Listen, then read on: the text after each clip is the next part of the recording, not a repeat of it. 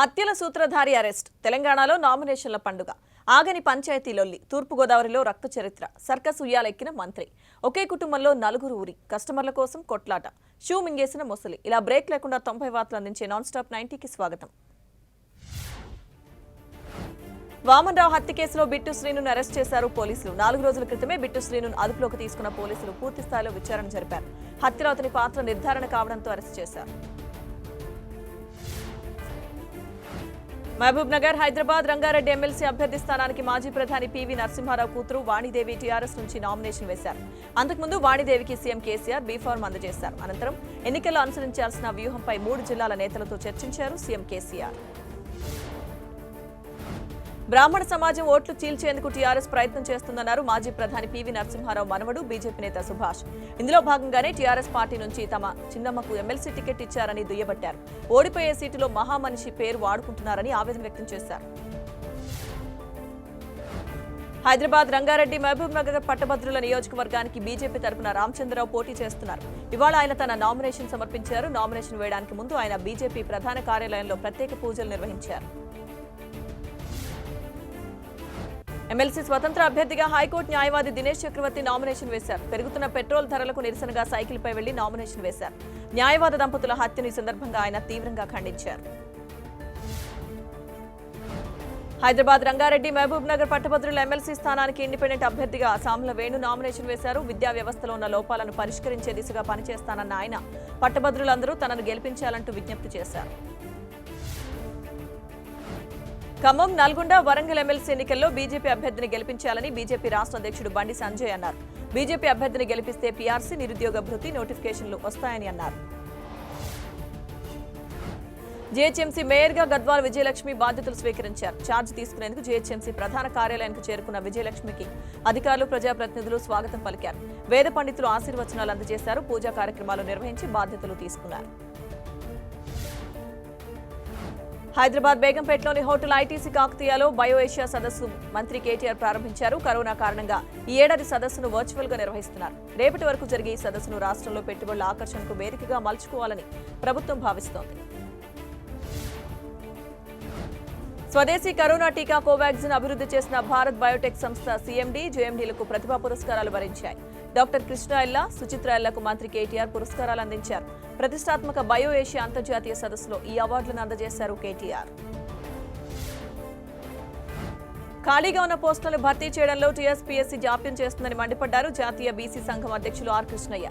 Court ఆదేశాలు ఇచ్చినా ఇంతవరకు గురుకుల ప్రిన్సిపల్ పోస్టులకు నియామకాలు ఇవ్వలేదన్న ఆయన 2 రోజుల్లో స్పందించకపోతే సెక్రటేరియట్ను ముట్టడిస్తామని హెచ్చరించారు. తమ కుటుంబ సభ్యులు పార్టీ మారబోతున్నట్టు జరుగుతున్న ప్రచారంపై చేవెళ్ల టీఆర్ఎస్ ఎమ్మెల్యే కాళీ యాదయ్య క్లారిటీ ఇచ్చారు. తమ కుటుంబానికి ఆ ఉద్దేశం లేదన్న ఆయన టీఆర్ఎస్ లోనే కొనసాగుతామని స్పష్టం చేశారు. వైఎస్ఆర్పై ఉన్న అభిమానంతోనే తన కుమారుడు వైఎస్ షర్మిలను కలిశారని చెప్పారు. మహారాష్ట్రలో కోవిడ్ విజృంభిస్తుండటంతో తెలంగాణ ప్రభుత్వం అప్రమత్తమైంది. కిట్స్ తో పాటు మరిన్ని సదుపాయాలు పెంచుతున్నామన్నారు మంత్రి ఈటెల రాజేందర్. ఈ వైరస్ ఇప్పట్లో పోయేలా లేదని, ప్రజలందరూ జాగ్రత్తగా ఉండాలని విజ్ఞప్తి చేశారు. రేపు ఏపీ కేబినెట్ భేటీ కానుంది. ఉదయం 11 గంటలకు సీఎం జగన్ నేతృత్వంలో మంత్రివర్గ సమావేశం కానుంది. అసెంబ్లీ బడ్జెట్ సమావేశాల తేదీల ఖరారు ప్రధాన అజెండాగా కేబినెట్ లో చర్చించనున్నట్టు తెలుస్తోంది. అసెంబ్లీలో ప్రవేశపెట్టిన పలు బిల్లులను కూడా మంత్రివర్గం ఆమోదించనుంది. గ్రామ సచివాలయం స్థాయిలో డేటాను క్రోడీకరించాలన్నారు సీఎం జగన్. గ్రామ, వార్డు సచివాలయాలను డిజిటల్ అసిస్టెంట్లకి బాధ్యతలు అప్పగించాలని సూచించారు. డేటాను క్రోడీకరించడం వల్ల ప్రభుత్వ పాలన మరింతగా మెరుగవుతుందన్నారు జగన్. కోర్టు ధిక్కరణ కేసులో మార్చి 23న హాజరు కావాలని మాజీ chief secretary Neelam Sahni, Panchayati Raj principal secretary Gopalakrishna ద్వివేదేలను హైకోర్టు ఆదేశించింది. ఎన్నికలకు సహకరించడం లేదంటూ వీరిపై ఎస్సీసీ వేసిన కేసుపై కోర్టు స్పందించింది. వ్యక్తిగతంగా హాజరై సమాధానం ఇవ్వాలని ఆదేశాలు జారీ చేసింది. ఎంపీటీసీ, జెడ్పీటీసీ ఎన్నికలకు కొత్త నోటిఫికేషన్ ఇవ్వాలంటూ హైకోర్టులో జనసేన రిట్ పిటిషన్ దాఖలు చేసింది. గత నోటిఫికేషన్ సమయంలో అనేక అక్రమాలు జరిగాయని పిటిషన్లో పేర్కొంది. దీంతో మళ్లీ కొత్తగా నోటిఫికేషన్ ఇవ్వాల్సిన అవసరం ఉందని తెలిపింది. ఈ రిట్ పిటిషన్ రేపు విచారణకు వచ్చే అవకాశం ఉంది. 4 విడతల్లో పంచాయతీ ఎన్నికలు విజయవంతంగా ముగిశాయని ఎస్సీసీ నిమ్మగడ్డ రమేష్ కుమార్ వెల్లడించారు. ఎన్నికల ప్రక్రియలో యంత్రాంగం అంకిత భావంతో పనిచేస్తుందని ప్రశంసించారు. అధికారులంతా ఎంతో విజ్ఞత, సంయమనంతో వ్యవహరించడం వల్లే ఇది సాధ్యమైందన్నారు. ఇక ఎటువంటి అవాంఛనీయ సంఘటనలు జరగకుండా పంచాయతీ ఎన్నికలు సజావుగా జరిగాయన్నారు ఏపీ డీజీపీ గౌతమ్ సవాంగ్. పంచాయతీ ఎన్నికల్లో ఎక్కడా కోవిడ్ కేసులు రాలేదన్న డీజీపీ మున్సిపల్ ఎన్నికలకు కూడా తాము సిద్ధంగా ఉన్నామని తెలిపారు. ఇక ఏపీలో త్వరలోనే మరో ఎన్నికల పోరుకు ఎస్సీసీ రెడీ అవుతోంది. కోర్టు అవరోధాలు తొలగిపోతే ఎంపీటీసీ, జెడ్పీటీసీ ఎన్నికలు కూడా నిర్వహిస్తామని ఎస్సీసీ నిమ్మగడ్డ రమేష్ కుమార్ తెలిపారు. ప్రభుత్వాన్ని సంప్రదించిన తర్వాత నిర్ణయం తీసుకుంటామని చెప్పారు. బలవంతపు ఏకగ్రీవాలు, ఉపసంహరణలు, సింగిల్ నామినేషన్లపై ఎస్సీసీ త్వరలో నిర్ణయం తీసుకోనుంది. వాటిపై రేపటిలోగా నివేదికలు ఇవ్వాలని కలెక్టర్లకు ఆదేశించారు ఎస్సీసీ.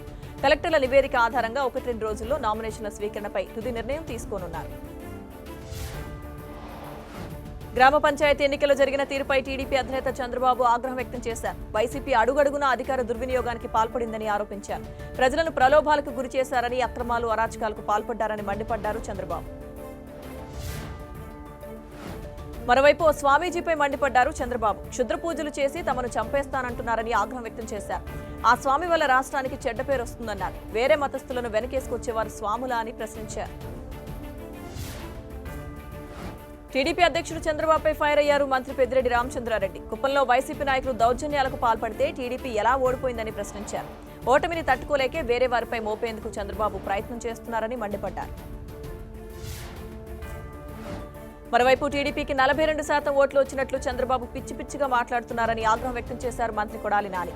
తమ నాయకుడు జగన్ కుప్పంలో చంద్రబాబుకు సైతం చుక్కలు చూపించారని అన్నారు. ఇప్పటికైనా చంద్రబాబు పిచ్చి ప్రేలాపనలు మానుకోవాలని సూచించారు. కార్పొరేషన్ ఎన్నికలకు ముందు బెజవాడ టీడీపీలో చెలరేగిన ఆధిపత్య పోరుకు చెక్ పెట్టారు పార్టీ అధినేత చంద్రబాబు. కేశినేని నాని, బుద్ధా వెంకన్న వర్గాలుగా విడిపోయిన పార్టీలో సయోధ్య కుదిర్చారు. 39వ వార్డులో టీడీపీ అభ్యర్థి శివశర్మను ఫైనల్ చేశారు. చంద్రబాబు తమ బాస్ అని, బాస్ ఏం చెప్పినా సరే ఆయన మాట వినడానికి రెడీగా ఉన్నామని అన్నారు టీడీపీ నేత బుద్ధా వెంకన్న. విజయవాడ టీడీపీ వర్గపోరు నేపథ్యంలో చంద్రబాబును కలిసిన బుద్ధా వెంకన్న అధినేత ఏం చెప్పినా తూచా తప్పకుండా పాటిస్తానని స్పష్టం చేశారు. తూర్పుగోదావరి జిల్లా ప్రజలు పంచాయతీ ఎన్నికల్లో గొప్ప తీర్పునిచ్చారని అన్నారు నాదెండ్ల మనోహర్. నిజాయితీగా పనిచేసిన పార్టీ కార్యకర్తలు జనసేన బలాన్ని నిరూపించారని తెలిపారు. ఇక మార్పు కోసమే ప్రజలు జనసేనకు ఘన విజయాన్ని అందించారని అన్నారు. పోలవరం ప్రాజెక్టు మరో రికార్డు సాధించింది. దేశంలోనే తొలిసారిగా రేడియల్ గేట్లకు హైడ్రాలిక్ సిలిండర్లను పోలవరం ప్రాజెక్టులో అమరుస్తున్నారు. దీనికోసం జర్మనీకి చెందిన మౌంట్ హైడ్రాలిక్ సంస్థ నుంచి భారీ సిలిండర్లను దిగుమతి చేసుకున్నారు. ఈ రోజు మొదటి హైడ్రాలిక్ సిలిండర్ను బిగించారు. విజయవాడ దుర్గగుడి అవినీతి వ్యవహారంపై ఏసీబీ విచారణలో అనేక విషయాలు వెలుగు చూస్తున్నాయి. ప్రొవిజన్ స్టోర్, సేల్స్, అకౌంట్స్, టెండర్ల ప్రక్రియలో అక్రమాలు జరిగినట్లు ఏసీబీ అధికారులు గుర్తించారు. దీంతో ఈ విభాగాలకు సంబంధించిన ఫైల్స్ ను స్వాధీనం చేసుకున్నారు.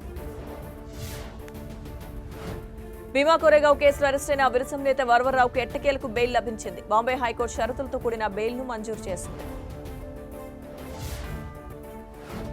కరీంనగర్ జిల్లాలో కరోనా విజృంభిస్తుంది. తాజాగా మెట్పల్లిలోని ఎస్బీఐ వ్యవసాయ అభివృద్ధి బ్యాంకు సిబ్బంది కరోనా బారిన పడ్డారు.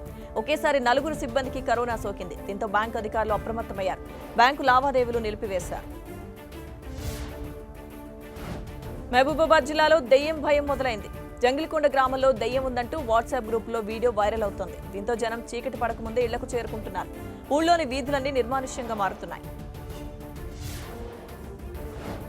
ములుగు జిల్లా వాజేడు మండలంలో చిరుతపులి సంచారం కలకలం రేపుతోంది.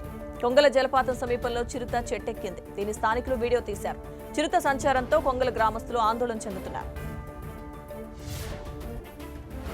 ఉపరితల ద్రోణితో తెలంగాణలో తెల్లవారుజామున చలిగాలులు వీస్తున్నాయని హైదరాబాద్ వాతావరణ కేంద్రం తెలిపింది. అలాగే మరో 2-3 రోజుల పాటు అక్కడక్కడ తేలికపాటి పొగమంచు ఏర్పడే అవకాశం ఉన్నట్టు వెల్లడించింది. అసోంలో అనేక వనరులు ఉన్నా గత ప్రభుత్వాల నిర్లక్ష్యంతో రాష్ట్ర అభివృద్ధి కుంటుపడిందన్నారు ప్రధాని మోదీ. అసోంలో ఇవాళ పలు అభివృద్ధి పనులు ప్రారంభించిన ప్రధాని అస్సామీ ప్రజలకు కావలసినవన్నీ ఉన్నాయని, కేవలం డబుల్ ఇంజిన్ ప్రగతి కావాలన్నారు. రాష్ట్రంలో అభివృద్ధిని రెట్టింపు చేస్తానని హామీ ఇచ్చినట్టు తెలిపారు. తల్లి, మట్టి, మనిషిపై నినాదాలిచ్చేవారు బెంగాల్ అభివృద్ధికి గోడలా నిలిచారని మమతా సర్కార్పై మండిపడ్డారు ప్రధాని మోదీ. పశ్చిమ బెంగాల్లో హుబ్లీలో జరిగిన బహిరంగ సభలో మమతా ప్రభుత్వాన్ని ఎండగట్టారు. బీజేపీ అధికారంలోకి వస్తే బంగారు బెంగాల్ నిర్మాణానికి కృషి చేస్తామని, బెంగాల్ చరిత్ర, సంస్కృతిని కాపాడుతామన్నారు. నేషనల్ హెరాల్డ్ కేసుకు సంబంధించి కాంగ్రెస్ చీఫ్ సోనియా గాంధీ, రాహుల్ గాంధీ సహా ఇతర నిందితులకు ఢిల్లీ హైకోర్టు నోటీసులు జారీ చేసింది. బీజేపీ ఎంపీ సుబ్రహ్మణ్య స్వామి పిటిషన్పై ఏప్రిల్ 12లోగా బదులివ్వాలని నోటీసులు జారీ చేశారు. బీజేపీ ధనిక వర్గాలను బలోపేతం చేస్తుందని విమర్శించారు కాంగ్రెస్ నేత రాహుల్ గాంధీ.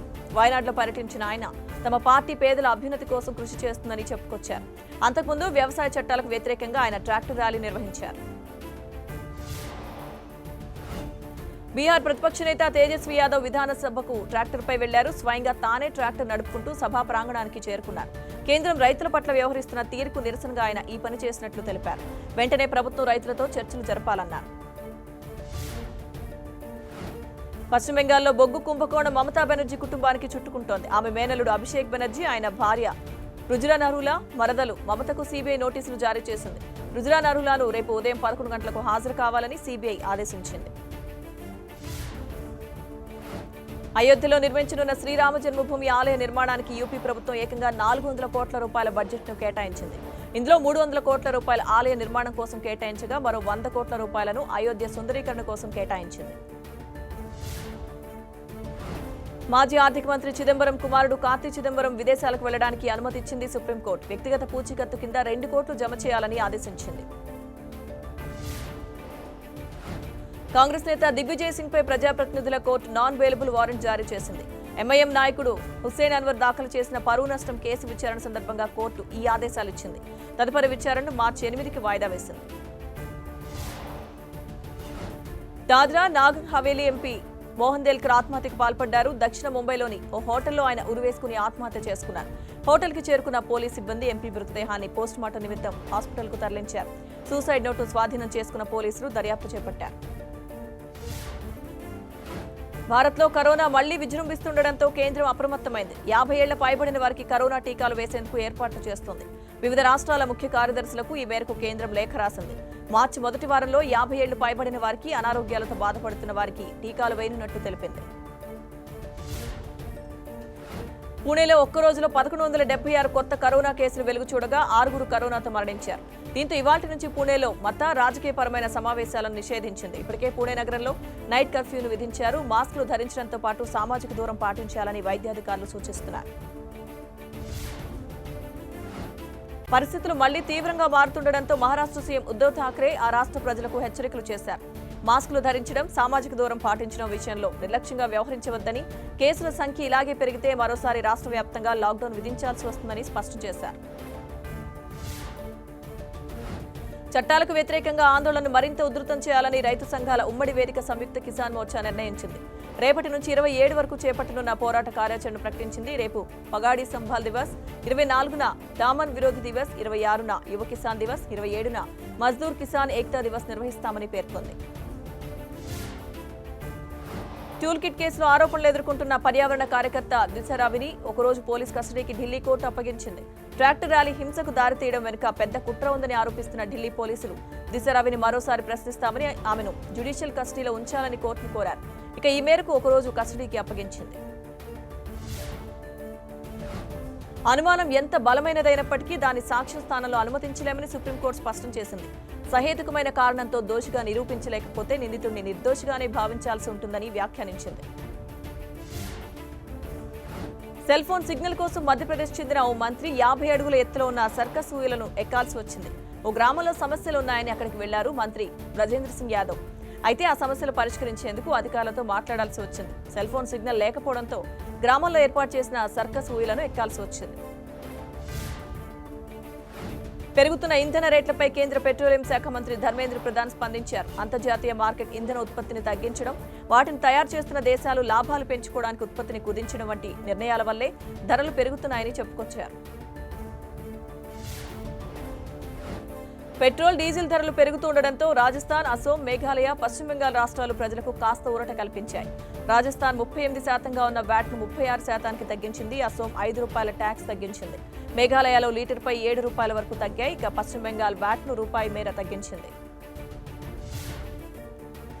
స్టాక్ మార్కెట్లు భారీ నష్టాల్లో ముగిశాయి. అంతర్జాతీయ ప్రతికూలతల కారణంగా సెన్సెక్స్ ఏకంగా 1145 పాయింట్లు కోల్పోయి 49,744 పాయింట్ల దగ్గర ముగిసింది. అటు నిఫ్టీ మరోసారి 15,000 పాయింట్ల దిగువకు చేరింది. 306 పాయింట్లు కోల్పోయిన నిఫ్టీ 14,676 పాయింట్ల దగ్గర ముగిసింది. అమెజాన్ ఫ్యూచర్ గ్రూప్ వివాదంలో మరో కీలక పరిణామం చోటు చేసుకుంది. రిలయన్స్ రిటైల్తో 24,713 కోట్ల ఫ్యూచర్ రిటైల్ లిమిటెడ్ డీల్కు మరోసారి బ్రేక్ పడింది. ఈ ఒప్పందానికి సంబంధించి యథాతథ స్థితిని కొనసాగించాలన్న ఢిల్లీ హైకోర్టు ఆదేశానికి వ్యతిరేకంగా అమెజాన్ చేసిన విజ్ఞప్తిపై సుప్రీంకోర్టు సానుకూలంగా స్పందించింది. ఈ తీర్పుపై స్టే విధిస్తూ ఉత్తర్వులు ఇచ్చింది.